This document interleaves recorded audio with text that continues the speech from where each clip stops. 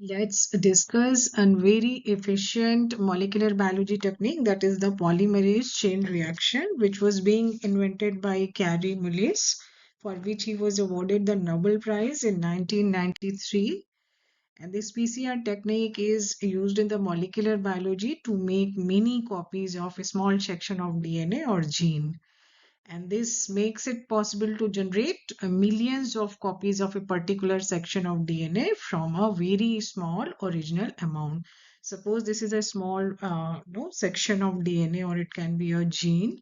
So there are following three important steps in the PCR technique. One is the denaturation, in which the DNA strands are separated at particular temperature by denaturation. And then second is the annealing, in which the RNA primers are binded to each strand just to mark the start of polymerization of DNA.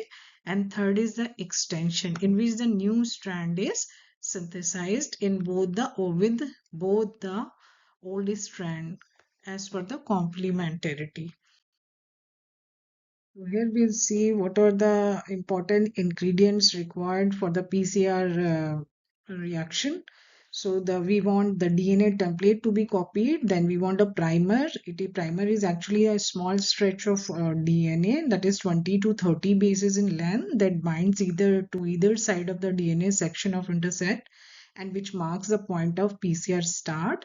And then we require the DNA nucleotide bases for polymerization. Then enzyme, of course, the enzyme DNA polymerase. Here we have taken the Tech polymerase, which can be extracted from the Thermus aquaticus, and this bacteria is found in hot spring, and therefore and the enzyme is not denatured at high temperature. So that's how we have chosen the Tech polymerase, and then a buffer to ensure the right condition for the reaction. So we will see what is happening in the first step. First step is the denaturation, in which the two strands get separated. So it happens at high temperature, treating the gene at high temperature. So two strands are now separated. In the step 2, the annealing of primer will be done. That happens at 40 to 60 degrees centigrade. So in which at which temperature these primers, as per the complementarity and polarity, they will attach themselves right from 5' to 3' direction. They will attach to each of the strand. Further, all the necessary ingredients are added, like the Tech polymerase and DNA nucleotides. Necessary buffer conditions are provided so that polymerization can be started. So at 70 to 75 degrees centigrade, the Tech polymerase starts polymerizing the new strands of DNA in both the strands of DNA, only strands of DNA. So this is how, and finally in the step 3, the two copies of desired genes are formed. So we have seen this is the renaturation.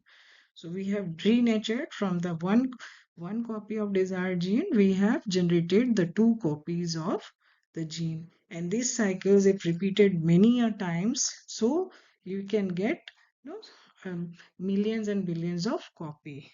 So 20 times this cycle provides nearly 1 million times amplification of this DNA. So this is the advantage from the one, small a piece of no DNA. We have produced the bulk quantity of DNA, which we can use for further analysis and diagnostic and research purposes.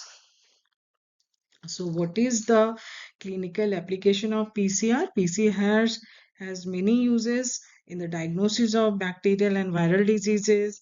Also, it has importance in the medical legal cases. From the blood spot or from the hair follicle, we can get to know about the DNA and RNA. Then diagnosis of genetic diseases can also be done by PCR technique. Fossil studies can also be conducted. Plus, it has a lot of scope in the dentistry also, because by this technique we come to know like which kind of particular infection lies in the maxillofacial region. So vast scope of this PCR technique in order to diagnose various diseases and disorder. Also, the the clear-cut diagnosis of the TB, which is caused by mycobacterium, that can also be done. So these are the following uses of the PCR technique. Thank you.